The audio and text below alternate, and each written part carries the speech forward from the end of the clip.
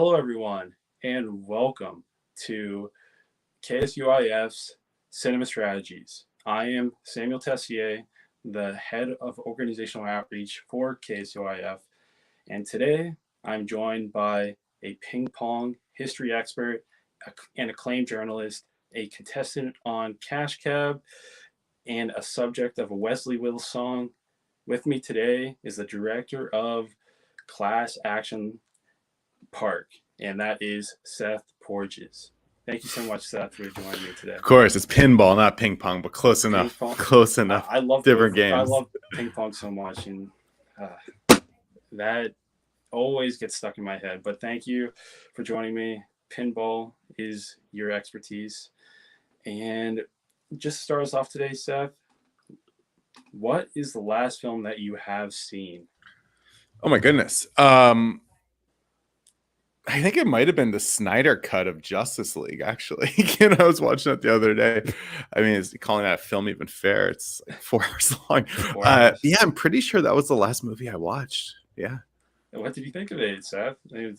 I'm all for maximalist more is more filmmaking when it exists. I think there's something awesome about seeing the it's like movies by the time they get released, typically, especially like big studio movies, a lot of hands in the pie, right? A lot of people's inputs, a lot of people's notes, and it's necessary. Like, I'm not bashing that process, but I think it's really interesting when you can kind of see like what that one dude's vision is, what that one dude's sort of like real unfiltered mind put onto screen ends up being. And oftentimes you'll see that in like smaller independent films, but very rarely on a film of that scale and that budget. And so I found it just like to be a fascinating artifact. Yeah, definitely. Because even if he did release his version in theaters, it would be nothing like that. Sure. Because it would have been like 2 hours. Like half of it would make sense. Yeah. No, I mean, it's something strange and different and interesting. And that's always fun. Doesn't mean it's good. I liked it. Doesn't mean that not necessarily the same as being good. But I like when things are different and interesting, Yeah. Definitely. Who is one filmmaker that you kind of look up to? It could be a documentary like filmmaker, or is there one film from a filmmaker that really speaks to you that maybe got you interested in making a documentary? I don't know if there's one film or filmmaker that really made me interested in making documentaries, but I will say that the first thing that came to mind when you asked that question was like one of the films I think I saw as a kid that really showed me what was possible in film, really blew my mind, and is proving very sort of like inspirational for some other projects I'm working on right now is Point Break, which Catherine Bigelow made in 91, which is just the original Point Break, of course, not the remake, which is just an incredible action movie with incredible stunts. And there's something like, if you look back at older action movies, there's something really interesting about them before, right? Like that was sort of the peak of these movies before CG, before all these technological advances made. So you could put anything on a screen you want. Put spaceships, put aliens, explode, whatever you want, right? Like back then, if you wanted to show something on a screen, you kind of had to make it happen in some way. You kind of had to make this some degree like a real thing that you would film. And seeing the creative and really ballsy way that she as a filmmaker was able to make some truly stunning things actually happen in order to show up on screen, I think is really, really cool. Yeah, I have to see it.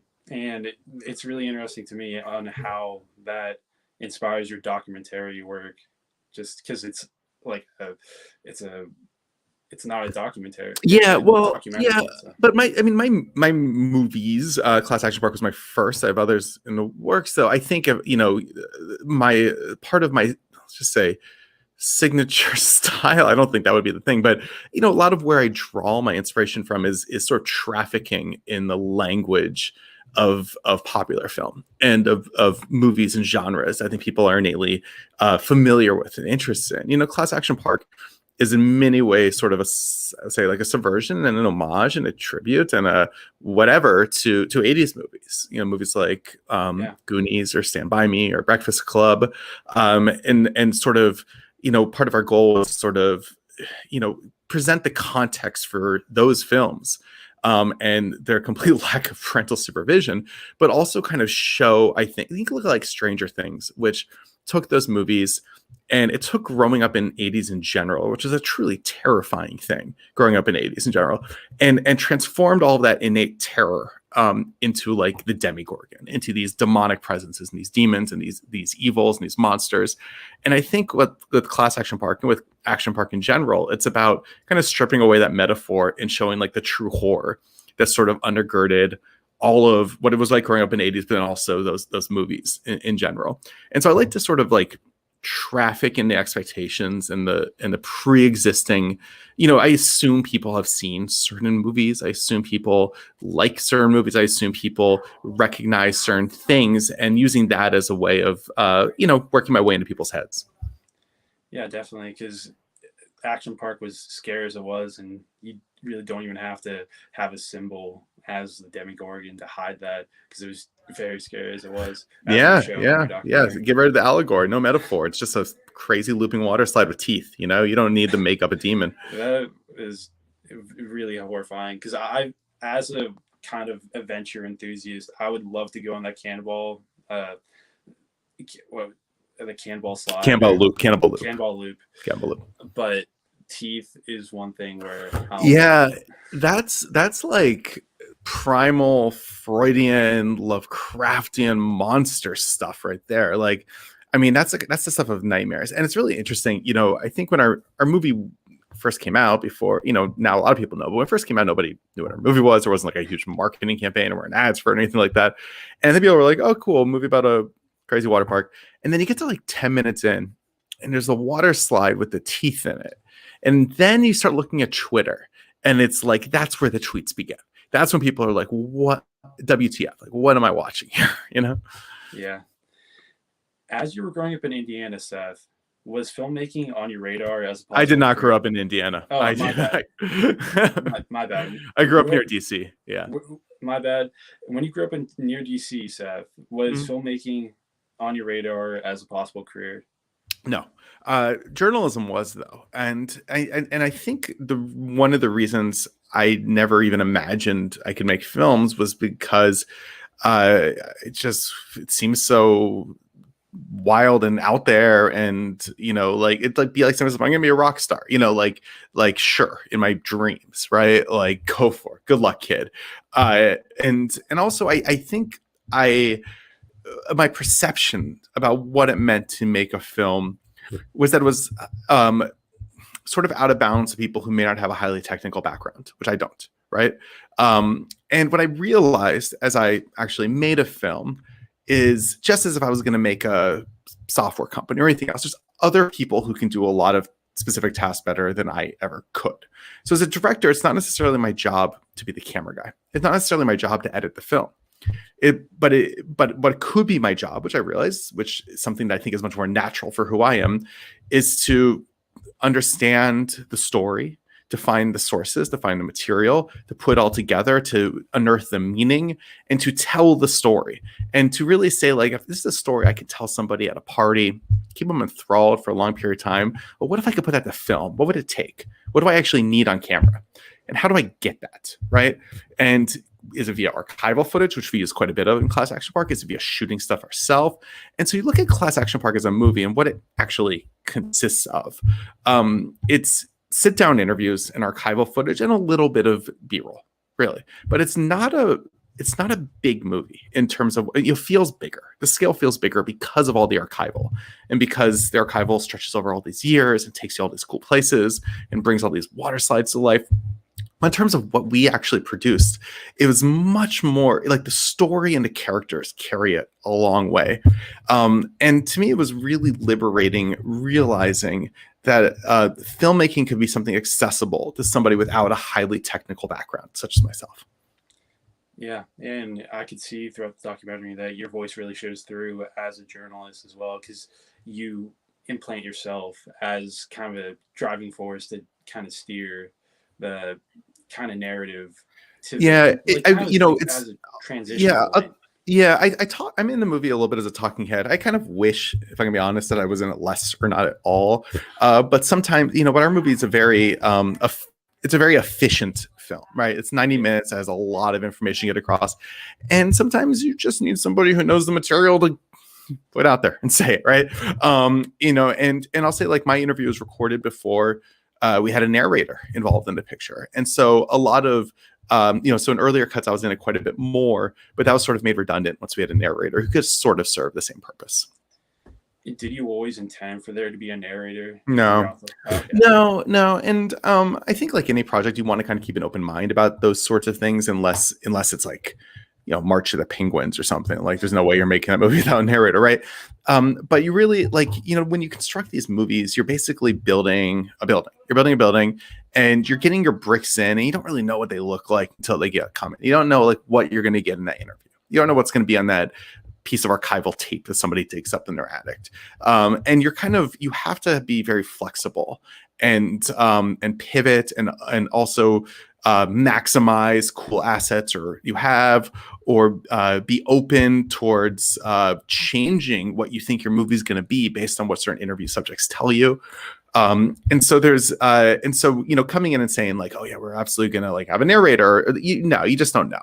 And so the way to make these movies is to, do as much research as you can, talk to as many people as you can, and then figure out as you go through, like, what do we need to tell this story? Do I need animation? Do I need narration?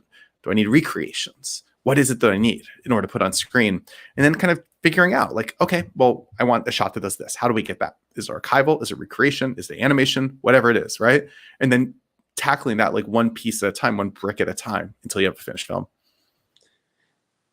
Seth, has it always been a goal of yours to create a documentary, or was it this specific story that made you know that you wanted to create a documentary? So I wouldn't. Okay, I've done a fair bit of work in the non-scripted television arena over the years. I'm on a couple of TV shows on, like, the Travel Channel and History Channel and National Geographic and whatnot, mostly on air. And I've, over the past several years, I was doing more production and development and that kind of work. And this was a story that I wanted to tell in some capacity. I thought it would be, honestly, a TV series or something like that, but it really made sense as a film. And more importantly, I realized in order to get this project made, I had to make it myself. And I think that a lot of people who want to get films made, and especially if they've never made one before, feel it's very, very difficult because the number of yeses you need to get something greenlit, it has to be an unbroken chain. Nobody along the way, whether you're going to, say, a production company, then goes to a network, then goes to a yada yada, and their boss and their boss and their boss, everybody has to say yes. One no derails it. And so it's really difficult to get things made. And what I realized, though, was, like, okay, if we're going to get this thing made, we have to self-produce it. We have to self-produce it. And if we self-produce it, the only person that has to say yes is us, right? And then we have a movie, and then we can figure out, what do we do with that movie after? That's another problem. To take it to film festivals, sell it to a network, whatever it is. But at least we can make the movie. And I was just really fortunate to have my friend Chris Charles Scott, my collaborator, my co-director on this project, who, had just kind of figured out, I think, he had put together a really great crew, and he'd figured out ways to make documentaries for very, let's just say, like, thriftily and with a really solid crew in a way that worked really well for the story I wanted to tell. It wouldn't work for every type of documentary, but it worked really well for the story I wanted to tell. And so we start talking, and we just decide we're going to make this movie. We're not going to wait for anybody to say yes. And that's how you have to do it most of the time in, like, small budget filmmaking, and it paid off. How were you introduced to the notorious history of Action Park back in 2013? Because through Mashable, that was the way that many people were introduced by it. And I went there as a kid, so I was introduced to it long before 2013. I went there just probably two times. I was very young. I was very, very young, and I was so young that I went to a bunch of amusement parks growing up. Just like Disney World, Six Flags, Universal Studios, but Action Park was just very different. There was something about it that just, like, stuck with you. And then as I got older, I'm like, wait, did I really go to an amusement park where, like, a water slide went in a loop and there was just, like, violence and fights and blood and chaos and, like, whatever it was everywhere? And you get older, you kind of, like, begin to doubt your memories. Like, there's no way that was real. And so I became interested as a journalist, just sort of researching the story and kind of figuring out, like, was that possible? Was that possible that everything I remembered is real. And I ended up doing a couple articles, actually gave a couple talks on it, eventually made that short web video you're talking about. But really, the topic stuck with me. And after we put that video up, which went quite viral in 2013, a lot of people started reaching out to me, basically saying like, tip of the iceberg, it's a lot more. Let me tell you what I got. And that's when like the real stories started to come up. And that's when I realized there's a real movie here. So you have experience with the Cannonball Loop, all personal, like I all did those not go on rides. that water slide. It was not open when I was there, but I did see other people going down and was told it was employees, presumably being paid $100 bills to serve as human guinea pigs on it. I saw that thing. It terrified me. It made me question my notions about how the world works. It very much confused me, but I did not go on it. Awesome. After the 7-year span between the release of the short documentary and the feature, what was the reason for that gap? Was it just the amount of time to collect the material that you needed, the archival footage from the people that were there, and the ability to like self-produce this, to finally like say that I'm going to self-produce this? It was a lot of things. It was largely me not yet being in a place where I think I was actually capable of executing this sort of project. I think I needed to mature and develop as a storyteller and as a journalist and as a filmmaker to do it right. There's also, I think, after I made the short and Action Park entered the public consciousness in a pretty big way, I just kept expecting somebody else to go ahead and make it. It's really what kind of happened. And that sort of happened when Johnny Knoxville put out his movie that was loosely inspired actually by my short, I was told. And after that came out, that movie didn't do particularly well. It was a financial disappointment. And that meant that when I went to go meet with people and pitch them the idea of doing a larger project about Action Park, maybe a documentary, people weren't interested because that movie didn't do well. And the way Hollywood works is like, oh, well, I guess people don't like movies about Action Park, and that's when I realized that the only way to make it was to produce it myself, because everybody was going to say no because of that movie. And that in that process is, 7 years might seem like a long time, but Hollywood's slow, man. Like, I don't think people realize like how long it really takes to get a movie made. It was a lot of me getting myself in a position where I actually knew how to do this, because I don't think I was ready to in 2013. Since from the inception of the feature version of Action Park, did you always envision there to be animated sections to further describe that? That was really early in the process. So that two things about the film kind of came to me at the exact same moment. I was actually driving out to Vernon to meet with some folks for research way before we started shooting, like before I even knew it was going to be a movie, whatever it was. And my car, like my Spotify, the David Bowie song "All the Madmen" came on, which ended up being our closing credits song in the movie. And I was listening to a song, and the lyrics it goes, I can, what does it say? It goes, I can jump, I can, I guess it's like, I can break my arm, I can do me harm, is basically what he sings. And I'm like, whoa, this guy's like feels like he's singing about Action Park. And I was like, man, this song's perfect. Like, so I was imagining like, okay, what if this was like the opening credits song for like a TV show about Action Park? And I was just sort of imagining it, and I was like, oh man. And it kind of came to mind as like Schoolhouse Rock style animations. It was like very specifically what came to mind. But I don't know if you're familiar with Schoolhouse Rock, but like Conjunction Junction was like a classic cartoon with like trains, locomotives. But instead of trains, I was imagining like looping water slides in that same animation style. And it really stuck with me because that animation style, there's something so fuzzy and nostalgic about it and larger than life. And I realized, and also it's like sort of the time, it's of the period, but it also, I realized, was actually a really important tool for this story, because a lot of the things that people describe are undeniably terrifying and horrific and violent, and kind of shielding them behind these like bright candy colored animations, I thought was like a really interesting way of conveying them that also really leaned into a lot of the themes of our movie related to the numbing power of nostalgia and how nostalgia itself allows us to effectively cope with these horrific demons and these traumatic memories. And it all started to really just click into place and make sense, like instantly, that part, long before we actually made the movie. Yeah, and that's one thing that I really enjoy about Class Action Park. It's just the ability for you to maintain the themes and like the style of the 80s throughout. And yeah, even throughout the marketing, the small marketing that it had, the posters are really cool. Where The poster's awesome. Yeah, I didn't make that. the poster. HBO Max did. I think it's really cool. I got Yeah, framed one over there. I'm like I that. wish I could buy one. Yeah, me too. So, I feel like I'll sign it. Go ahead, put it on eBay.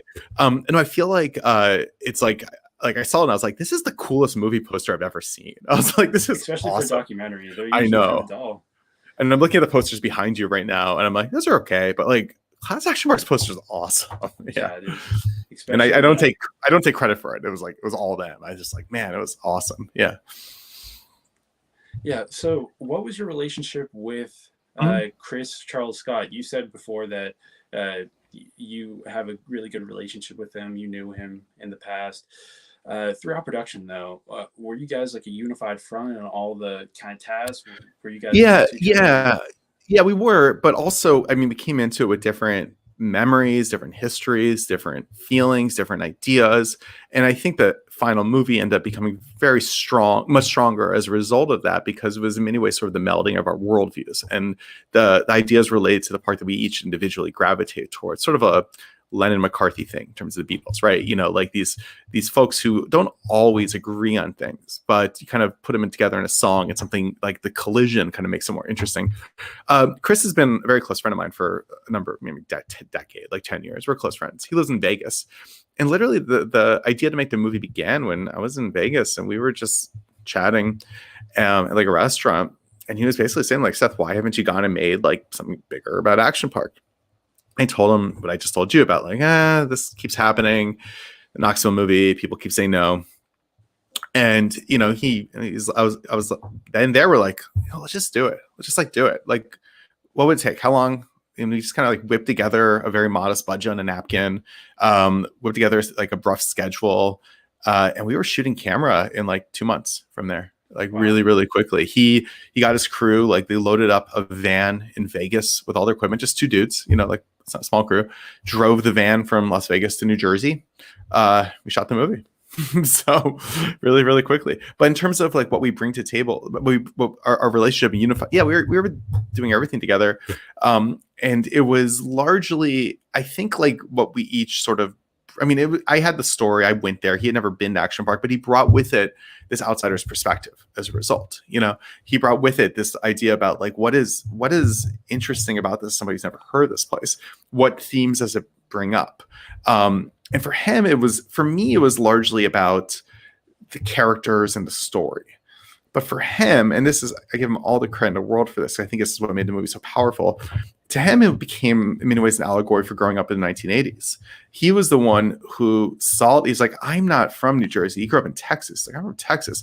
We didn't have Action Park. We had haunted railroad tracks and abandoned factories, but we were doing the same stuff, you know? And realizing it's like, oh, everybody in the 80s had their own Action Park. If they didn't go to Action Park, maybe they went to abandoned factories or derelict mental hospitals or haunted railroad tracks or whatever it was, and got into trouble and did things they shouldn't have done. You know, I like to point out to people that the very first episode of Sesame Street, which is a couple of years before Action Park came out, of course, had an extended segment where it was just like kids playing in an abandoned construction site. It wasn't like a wink, wink, nod, nod. It wasn't a joke. That was just kids having fun. They're like playing in an abandoned construction site. It's on YouTube. You should watch it. And that's what fun was for kids of that era, was like pushing yourself as close to the precipice of death as you could without going over, you know? And what we found so interesting, and the reason the story, I think, really struck a chord with people, is because the baggage that comes with that sort of childhood is very confusing and complex. So what we found, and something that's not really spoken about, what we found and what we tried to kind of convey in our film, is the idea that a lot of people who grew up in that sort of world, whether it was going to Action Park or doing their own stupid Action Parky things in their own town, they probably look back at those experiences Like, they were awesome. The level of gratitude, that stuff rocked. Holy crap, can you believe what we got away with, right?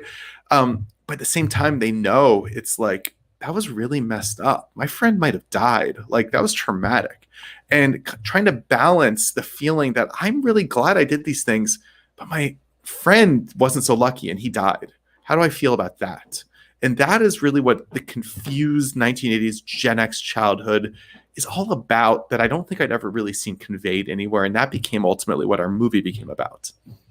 Yeah, and that perspective from him, I think, was really important, just to Yes, appeal to someone absolutely. who like was an outsider like him, and Well, most people were who saw it. yeah, but also to make the movie matter. Like, if you're ever making a documentary, you could just make a movie about a couple of things that happened. But why? Why? For a documentary or any film to really hit you emotionally, to really be important, to really have a reason for existing, it has to be about something greater. And for me, that's oftentimes some sort of like emotional truth, some deep understanding or theme in which the format of cinema or documentary film is uniquely capable of conveying in a way that mere words might be difficult to do. And so if I'm going to make a movie, I need to understand, like, what is it about the story that has embedded in it a greater truth or greater meaning. And I think if you're looking to make a movie, it's really important to identify what that is, because otherwise you just have a series of events, and series of events are forgettable, just forgettable, right? They happen all the time. It's a story, you tell somebody, it disappears. But if you can tell a story that makes clear to somebody this emotional truth, this feeling, this something deeper and more in our bones, then you can make a movie that people care about. And it becomes timeless too. And, yeah, I hope so. Yeah. And you touched upon it before about the Johnny Knoxville film that made it a lot more difficult for you to get funding for this. Did you have any interaction with him about the creation of that? Because no, your video and your article really inspired that. No, but I was told by others what happened. Okay. But somebody else who had told me that some folks who had worked at the park back in the day, they and had spoken to his team when they were making that movie. Basically, like, his manager, one of his reps, a friend of his, somebody saw the short and was like, Johnny needs to see this, and sent it to him, and was like, an hour later was like, why hasn't he emailed me back? This is right up his alley. Like within an hour, it's like, no, you need to watch this right now. And he did, and then they're like, we're making this movie. Is what happened. And I enjoyed the movie. It's just very different. I think that it there's no need to fictionalize the story of Action Mark, because the true story is just so much crazier than anything I or you or anybody else could probably make up. It's stranger than fiction. You can't, yeah, for sure, like you said. Yeah. Yeah, you already stated this. You think the financial failure made it very much more difficult, and that's what I expected as well. Yeah, it did, but it ended up being a blessing. It really ended up being a blessing, because it forced me to self-produce and also direct the film. Like, honestly, if we had just like linked up with another production company who's like, this is a cool story, we're going to make a movie or documentary series or something about this, I probably wouldn't have been allowed to direct it the way these things work. Like, they don't let first-time directors make any. If you're going to direct something, your first directed thing, you kind of have to find a way to make yourself. Because directing a film isn't just a creative process. It's not just a technical process. It's a managerial process. And it's like saying somebody like who's written a speedboat, now it's your turn to be a captain of a cruise ship. And there's so much risk, so much money on the line, so many things that can go wrong that you can just never even account for. That experience really is a lot. They put a lot of weight in it, and so it's really hard for first-time filmmakers to get a job unless they make that job exist themselves by self-producing a film. And so you'll find that most directors, the first directed movie they made was one that they found a way to make themselves. And because nobody else would make this, I was forced to do that with this project. And I'm really glad I was. Yeah. And hopefully this benefits you in the long run, because I just from an outsider's perspective and knowing about first-time filmmakers, you learn a lot about just the really minute details of what you have to do to make a film and on your larger projects in the future. Hopefully you can use those to your advantage. Oh, sure. Yeah. But now I've done one before. So now I can make more. It's fun. Yeah. And one of the most important aspects of Class Action Park was the archival footage, and you had a lot of it. So, Yes. how did you go about obtaining it? Like I saw on your website, you had pretty easy links for people to send you stuff. Yeah. And you said before that you went to Vernon and you got you researched there. So, where were the Yeah. main avenues that you got your Came from information? all over. A lot of it was, as you mentioned, just like people who sent it to us. Some of it was us like literally working with people to like dig through attics and basements to like find stuff. It was there's some stuff like people had posted like low res clips of home movies about Action Park on YouTube, and just tracking those people down and being like, hey, do you have like more and like a higher resolution? Like, oh yeah, I've got 5 hours of it. Like, amazing. Like, a lot of it was just like the fact that I've been researching this topic for close to a decade, and just knew a lot of people who were involved with the park or went to the park, worked at the park. And a number of those people were like, okay, I've got this tape in my garage. It says Action Park on it. Let me see what's on it, and it just kind of comes together in the end. And there's also things like old TV commercials from the park, and some stuff from like the Vernon Historical Society and other local sources that aren't directly related to the park, but are still kind of cool old movies. Yeah, and do you have some huge number in your mind that like came out to all the archival footage that you had at the end when you're editing? Like a total like amount of footage we got. I don't know. It's several hours, but I don't know. I mean, a lot of like at the end of the day though, like, you don't need to use all of it. Like a lot of the footage that people shot would have been like somebody camped out in front of a single ride for 20 minutes, and like the cliff dives. It'll just be like 20 minutes from the cliff dives, because there's a couple rides that lent themselves well to observation and thus to like filming if you happen to have a camera. Maybe some of them had like observation galleries and decks and stuff. And so you'll find a lot of footage, people just like in front of the cliff dives, from the Tarzan swing, from some of these key rides. And some of the rides, it was like real treasure hunty stuff to find anything about them. Like the Tarzan, not Tarzan, the kayak experience, which is the ride that unfortunately killed somebody, electrocuted them. There's no video footage of that part of that ride. I don't think any video footage exists, honestly. The ride wasn't open very long. And there was no, if you look online right now, you won't find a single photo of this ride. Doesn't exist, right? Well, very late in the game, maybe like a month before the movie came out, somebody sent us a photo of that ride, and it was date stamped, and the date it was taken, the photos in our film, but the date it was taken was the very day that person was electrocuted and killed on that ride, which is crazy. But it was just like, and then as people knew our movie was coming out, people started sending us stuff, and we were slipping stuff in until like 2 weeks before the movie came out, honestly, like really late in the game. Yeah. So still in August, you were.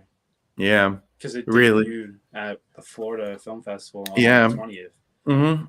Yeah, we were really. I was, these movies, they're only done when they have to be done, right? Otherwise, you're just like, oh, what if I change this? What if I move this around? What if we put that in? What if we do this? I mean, go over every shot again and again and again. And at the end of the day, it's like, okay, we have a drop dead deadline. Let's ship it, Yeah. Yeah, you might still be working on it if you didn't have a deadline. So. Probably. Yeah. It's like maybe another year would be good. Yeah. No. Did you have make any attempts to reconnect with Andy? How do you say the last name? I always Mulvihill. Yeah. Mulvihill. Yeah, because you had footage from him from the 2013 game. Mm-hmm. Did I make attempts to connect with him? Yeah, but he declined to participate because he had a book that came out this summer about Action Park, and I think he was interested in sort of pursuing his own projects related to the park and its history, and so declined to participate in our new documentary, which is his right. Yeah. Awesome. Okay, I'm just wondering because he was. I've got his phone number. We can text him. It's not. It's an attempt to connect to. Yeah, sure. Yeah, we were in touch. Cool, because just his part, his part in the documentary from 2013 was really cool, and I was wondering, he's one of the connections to his father, and he's his father was I guess you could say central figure along with Chris Gethard because Chris was in it a whole bunch, and he was. He actually, it's funny, he makes such an outsized impression on viewers, but he's actually in it probably like the third most of anybody as an action. Yeah. It's just that like everything he says is so like it sticks with you, right? But in terms of actual airtime, he's not in it the most, which is really kind of interesting. Yeah. Wow.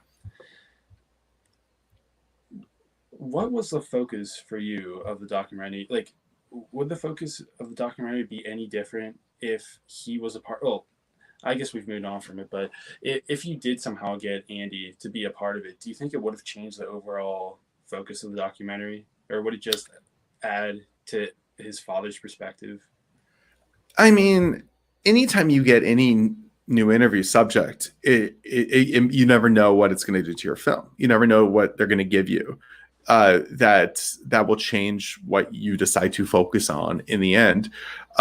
So without that, I don't think I can actually answer that. I mean, like in my mind, the movie is exactly what I want it to be. Yeah. If he had said certain things that I can never even know what they would have been, maybe it would have changed things. Sure.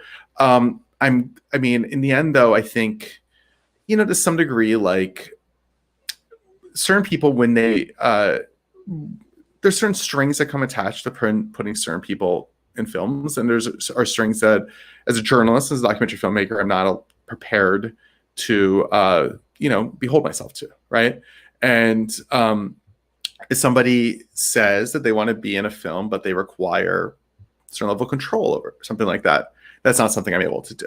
And there could be circumstances where I perhaps could have had him in the film, but I would have had to make sacrifices in terms of independence, and that would have certainly changed the focus of the film in a way that I do not think would have been for the better. Yeah, and I loved it how it was, so I agree with you. It was, yeah, he was just cool for the little parts that he was in, like you said. And like you kind of touched upon, did the story take any unexpected turns based upon what the guest said? Because documentary filmmaking to me is you kind of have your own story when you go into pre-production, but whatever someone says, if they lead you to another cool path, you kind of want to explore that. Did that happen at all during the documentary? Oh yeah, tons. I mean, we can go into these things with some idea about what we want the film to be, but not really knowing what people are going to say and what information they'll give us. We come into this as journalists, people with open minds, and we just let the interviews and the stories kind of guide us. Particular specific things that I think might have had sort of outsized impact. I mean, certainly when we spoke to the Larson family, and and it was never a sure thing that they or anybody in their position would have been in our film. It was something I certainly wanted to have in a film. We thought it was a very important perspective to convey in the film, and that they did participate, and that they gave so much of themselves, and they were so open with us, so honest with us, certainly allowed us to make the movie something it became that otherwise would have been very, very difficult to do. It's very difficult to you can tell somebody this park was dangerous, this park killed people, this park hurt people, but in the way Action Park had been treated largely had been sort of as a joke, where the true toll was sort of like, oh yeah, whatever, it was fun, it was awesome. And I think that we were really missing something by only focusing on like the absurdity and the hilarity and the fun and games of it all. And we thought it was really, really important to show the humans behind that. And basically to tell people, like, if you're going to laugh at this, you really got to know what you're laughing at. You can't ignore this. Like, you have an obligation to sort of understand what's going on here.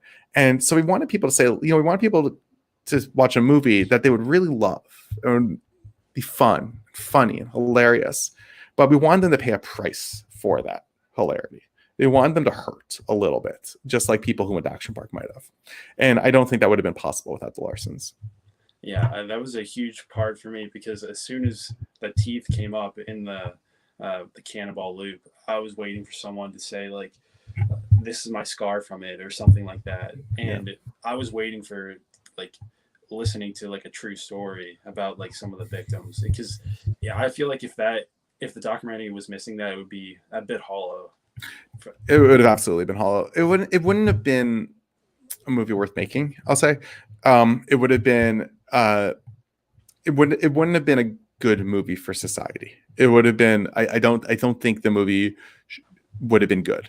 It might have been funny, it might have been fun to watch, but I don't think, I think it would have been I think it actually would have been harmful to have the movie out there that really disregards the human toll of these things in such a way. How did you find the Larson family? Because you said that you were very lucky to come into contact with them. So was it just through your experience? Did you reach out to the 6 victims and the families of the 6 victims, and that was one of the families that No, came back to you? I mean, we reached out to them specifically because we had the feeling that their story had some things going on with it that were sort of, shall we say, like covered up a little, swept under the rug. And we found that we found like a newspaper article or something like that that suggested that two things: their family ran a roofing business and their family was based in Florida. So we started Googling and we found what appeared to be their family's roofing business. And we sent an email to just like the generic email address on the website. Then just a couple minutes, like 15 minutes later, Chris, my co-director, gets a call on his cell phone from Brian Larson. And he's basically crying and saying, like, the family wants to talk. And what they basically told us is that 39 years since the accident had occurred and since we got in touch with them, nobody had ever reached out to them to ask them what had happened. And that to us was astonishing. And they basically said, we have things we need to say. And we're very grateful that they did. Yeah. Those stories from Mrs. Larson were huge. And the photos and her experience after the hospital too was crazy. And it really made the documentary what it was. I'm thankful as a viewer that they were so generous with their time and their stories about their family. With Chris, he was in the original 2013 documentary as well. So was that part of your vision to take back kind of that part of the essence from that 2013 mini doc and to bring it into this new one? Yeah, I mean, a lot of feature films, documentaries or otherwise, sort of begin as short films in terms of the kernels of the ideas. This was not specifically an expansion of that short, technically speaking. But a lot of these were ideas that I had then that I've been nurturing and thinking about and living with for subsequent years and wanted to kind of revisit in a bigger and more interesting and more honest way, I'll say. I didn't know enough. I didn't know what I knew about action back then, what I know now. Chris was in the original short, and he was the best thing in it. He was the best part of it. And I knew that when I made this, I knew he had such a specific and interesting and poignant, hilarious, but thoughtful point of view. More importantly, not just like, he wasn't just riffing jokes about this place. Otherwise, that wouldn't have mattered. It was more that he was able to explain the context of what it was of growing up in New Jersey in this time and how this place specifically fit into the general apocalyptic worldview of children of that era. And that is really important in our film. That's a really important part of our theme. The movie would not have been the same without him. I'll say that. He, I think, was the secret weapon for bridging the tragedy with the comedy that coexists in our film. Because we would have found another way to do it without him, but he did it so effectively that I'm just grateful he's in the movie. He's just amazing. Everything he says is amazing. I mean, I wish there was like an Oscar for documentary interview subject or something. Like, it's like he would deserve it all day long.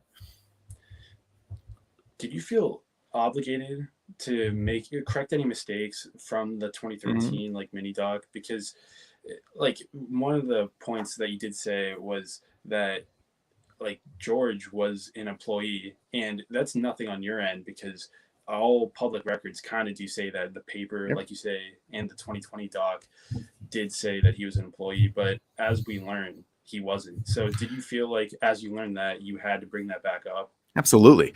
The part of what we wanted to do with this film was to take this myth, this urban legend of Action Park, and kind of shine some sunlight on it, show the truth behind it. And I admit my own culpability in sort of repeating this myth. I mean, the short, I like the web video we made. I really do. I'm really proud of it. But I feel like it was the product of what it was, which was a quick web video that didn't involve deep diving journalism and exploration into this subject. And that's really, that was a goal of this film, was to go much deeper and to understand these things that had been sort of circulating as legends and myths. What was the truth behind them, and then what was the human toll behind it as well? So there are certain things related to the history of Action Park that I have repeated out there that aren't true, and I did want to correct them. Absolutely. Yeah, and I learned a lot of stuff from that, so I'm glad that you did present the myth and also the truth, and not just the truth, because you it wouldn't have been an interesting movie to watch if we had just made like a 60 Minutes style investigative documentary about this murderous whatever. Like, it wouldn't have been an interesting movie, and it wouldn't have worked. It wouldn't have been about anything emotionally true. Really, to us, it was about this confused feeling of nostalgia that people who grew up in this era, maybe other eras too, have, where they are simultaneously giddily excited and thrilled with certain events, and then deeply horrified and traumatic by them. And we had to show how those two feelings could and do coexist. And again, it's not just about this park. The movie's not about the park. The movie's about the emotion, that emotional feeling. It's about growing up in the 1980s. And we needed to show both of those sides, not to say like both sides are equal or anything like that, but because that's what growing up in that time is. It is those two experiences coexisting with each other. Definitely. And the final shot of the film was very different from anything else in the film. I really liked it. It shows the Larson matriarch and patriarch, and the drone pulls out from the gravesite. Was that always envisioned in your mind as No. kind of a somber ending to the film? I mean, we knew the movie was going to have a somber ending. It had to. It really had to. But that specific shot was not pre-planned. You know, it wasn't like this is our shot. It just kind of worked, I think. And I really, I mean, that shot is an interesting one to me because I think people take meaning out of it. They really do. And they take meaning out of it. And I would like talking to people and kind of hearing what they think it means almost. And to me, like, it means something. It might mean something different to people, but to me, it really is this idea that nostalgia has a survivor's bias, that we can make jokes all day long about these crazy things. But don't forget those guys over there who died. Don't forget those people who got hurt. Don't forget that graveyard over there. And that to me is what it's about. It's like it's you know, nostalgia has a survivor's bias. It's really what it is, and we really wanted to make that clear. Yeah, just like how they say about history is written by the victors. And absolutely, very similar to exactly what you're trying to say here. And like we said earlier, the animated sections are very symbolic of the time and the kind of themes you're trying to present. Did you have to cut any of the animated sections from the film? Because they're costly to make, and you have to pre-plan what you want. So did you have to cut any of those? I mean, there's probably a couple shots we didn't end up using. There was one. Okay, so I'll tell you the one thing of note. And I mean, animation's typically done very late in the game because it's like, okay, what do we need surgically? Like, we want this shot, we want this shot, we want this shot. How do we make it come alive? What do we not have footage of? Like, that kind of stuff. And so, but because so much footage started coming in very, very late in the game, some of the things they were leaning on animation for, because we didn't have footage, we ended up getting footage of, right? And so we ended up cutting some animation just because of that. It became a little bit redundant. But then we also initially were going to open the film, I think, in an extended animated sequence. And it didn't end up working. It really didn't end up working. And so I like our current opening, which is just like a barrage of home movie cuts with the disembodied voices that really, I think, tells you what world you're about to enter. It tells you the agony and ecstasy of Action Park, and it kind of, I think, teases some important concepts to make you so that even as you enter this place that at first feels like, you know, a joyland, a thrill world, a good time, you have in the back of your mind some of the words you heard in the beginning, and you're like, you know, I heard somebody say this is a place where death is tolerated, where death is worked right into the number situation. When you hear that at the top, and that sticks with you, I think. So even as you watch these things, you're laughing at it, you know, you have this like frog in your throat because you know that's going to hit at some point. Definitely.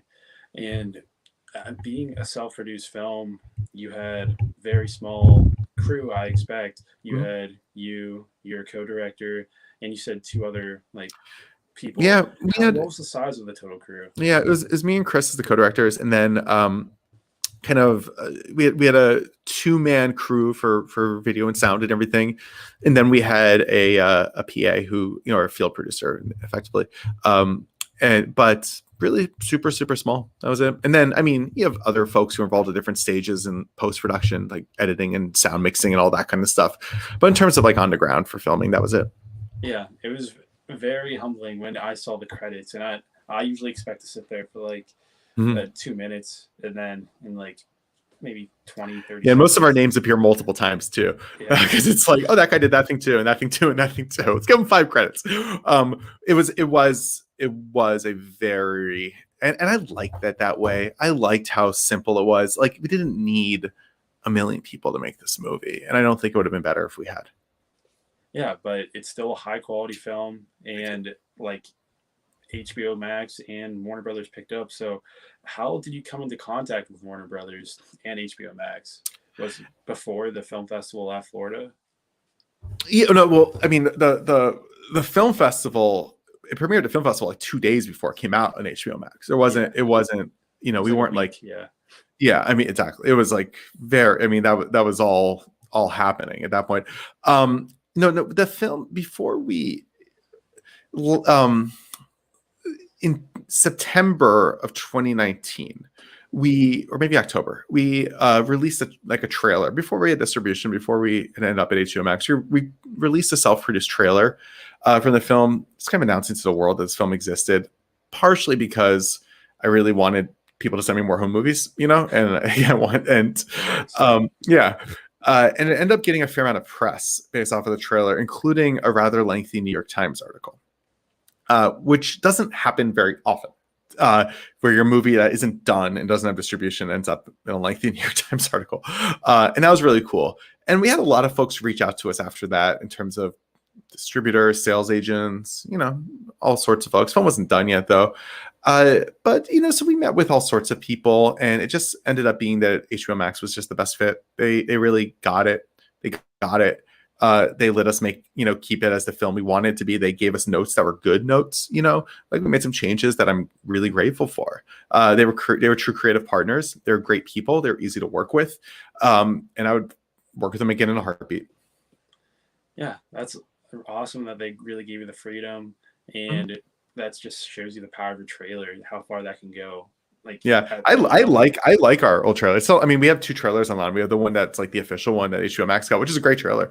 But the one we cut, which is very different stylistically from like what a normal movie trailer would be. It's very like meditative. Excuse me, got tongue tied. But it kind of puts you into this mindset. It's got some like driving electronic music and some clips from our film, and a lot of it's kind of the opening section of the movie, which kind of feels like a trailer, kind of like teasing the movie. I think it hits really hard. I really liked it. Definitely have to check it out now. I just watched it on HBO Max. But in pre-production, did you always expect to sell it to maybe a streamer, like, because you didn't know it was going to be during COVID? So is this I mean, I don't think this movie was ever really going to end up in theaters, if that's what you're saying. I mean, like, documentaries don't go to theaters very often. Very, very few ones do. I think the great thing about the world we live in now, there's a lot of really bad things about the world we live in now, but the great thing about is there's more outlets for documentaries to be seen by people. You know, before streamers, like, where were you going to watch documentaries? They were specialty programming. It was like niche programming. Now documentaries are mainstream productions on Netflix and Hulu and HBO Max and all these great places. And so that's sort of, I think, the goal for any filmmaker really in this time is to to have your film end up there. I think that's really like what you hope and pray will happen. And we were lucky enough that it did. Seth, why did you specifically select the Florida Film Festival to screen your film? Was there some, was it a documentary reason, or? There's a couple reasons. I mean, a lot of it actually was just timing. The movie was not done very long before it premiered. And we were initially actually planning on screening with them before they moved their festival due to the pandemic. They're originally going to be in, I believe, March. And we were scheduled to show with them, but that was our earlier cut, right? And we fixed a lot of things after we started working with HBO Max, made the film much better, I'll say. But most of the film festivals that we were going to screen at were canceled or postponed indefinitely. And so we ended up playing at 3 film festivals, all in the 1 week leading up to the release of the film, and all with them for specific reasons. Two reasons for all of them. One was timing. They were there like a week before. It worked out perfectly. The other is that I think all 3 of the places we screened, I think, had something very additive that played into what our film was. For Florida, it was specifically like, that's in Orlando. That's the theme park capital of the world, right? It's a place in which you're dealing with an audience that understands the language of amusement parks. There might be some theme park press there. Like, it just kind of felt like a very, very fitting place. And, in conversations with the film festival programmers, they absolutely realized that and saw that. And that's why I think you say we selected them, they selected us, to play there. We also played at Fantasia Festival the day after we played at Florida. And Fantasia Festival is a genre film festival. There's a lot of horror and sci-fi. It's actually a really big film festival in that space. A lot of like bigger horror movies premiere there. But they have documentary programming. But not many documentaries fit into a horror film festival, ours does. And it really worked out well. And that was really great for us because there was a lot of genre media there, press who write for like fan sites and who write about like science fiction and horror and fantasy and those things. And that I thought would be a really great audience to sort of be one of the first to see our films, because they like things that rule, like they like things that are awesome, right? and I think they really understood our movie. And we won the Florida Film Festival. We got silver at the Fantasia. So I think the audience is like those are great audiences for us. Then we also played at a drive-in festival in New York called Rooftop Films the same day as Fantasia, like just a couple days before it came out. And that was great because it was a live event and there weren't many live events this summer. It was in New York, which is my hometown, and also local to the topic, local to Action Park. And so a lot of people who grew up going to Action Park, of course, live in New York now. And so we had a really, sold out, crazy crowd of people who were Action Park obsessives who had grown up going. It was just a great crowd for the film. And it just worked out great. We had a live event too, which was a rarity during all this. And we actually brought in some vintage, like actual Action Park ride vehicles to the screening, which is really cool. So we had like a tank and a speedboat. The tanks, the fire tanks. Yeah. Awesome. Yeah. And like you said, it was very strategic how you selected what films to send your film to. And I'm sure you're also being very strategic on what you're working on next. I know you can't say what you're working on next specifically, but hopefully it maintains the same kind of your passion that you have for this subject, because you had so much experience from your journalism career, and you were a participant. You were a guest at Action Park, so hopefully you maintain that in your future work. Yeah, I mean, I can't tell you what it's about specifically, but I can talk about that, what you were just saying there. It is something, it's a topic that is very personal to me. It's also one that I'm not, I spent probably 4 or 5 years researching and obsessing over. And so it's not one I'm just kind of like parachuting into and making a movie about. And I think for me to direct a film, I think I really need both of those things. I think I need a deeply personal connection, or at least emotional connection to it. This isn't a story I was personally involved with, but it's a story in which I relate to, and I see myself in, and I understand the fractal layers underneath it that I think spell out into an emotional truth or feeling that that the story has embedded in it. And to me, that's, again, the only reason these movies exist, is to convey some deeper emotion embedded in the actions and the characters that occur. Hopefully you can announce that soon, Seth, because I'm Yeah. excited to hear more about it.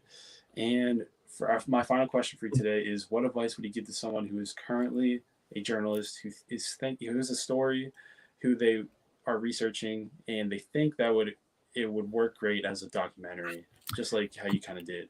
Two things matter more than anything: access and archival. If you can get somebody to talk who's got a great story, who hasn't told it before, who might be reluctant to speak to people, that's very, very important and very, very valuable. If you can find footage that helps tell a story that is surprising or interesting or might be hidden or never seen by people, that's very important and very valuable. If you can do both of those things, you can make a great movie. And then from there, all you need otherwise is somebody to operate your camera and somebody to edit it. It's all you need. So if you're a journalist, you're like, I want to make a documentary, focus on finding access, working on your interviewing skills, making sure you're good at getting people to talk and open up and say cool stuff, finding archival footage, get a good camera person, get a good editor, and you can make a movie. Thank you so much, Seth, and I appreciate it. One thing for your future projects, make sure you can sell your posters and your like merchandise, because it was great for Class Action Park, and I wish I could get my hands on it. So I wish they'd sure make merch. that's Wouldn't it be cool to have like I survived Class Action Park t-shirts? I think that'd it'd be be really sick. cool. Yeah. I think so. Yeah, thank you so much for your time, and we'll get everyone next time on Cinema Strategies, and we'll see your next project whenever it's released, Seth. Thank you so Thanks for much. having me.